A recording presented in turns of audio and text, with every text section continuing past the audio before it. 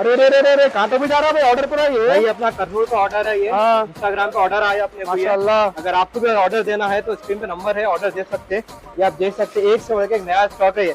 और हमारा रोज करो खाली होता स्टॉक ये, जल्द से जल्द आओ और ले लो। చెన్నై స్టాక్ ఎవరికి వెళ్తుందా? ఓహో,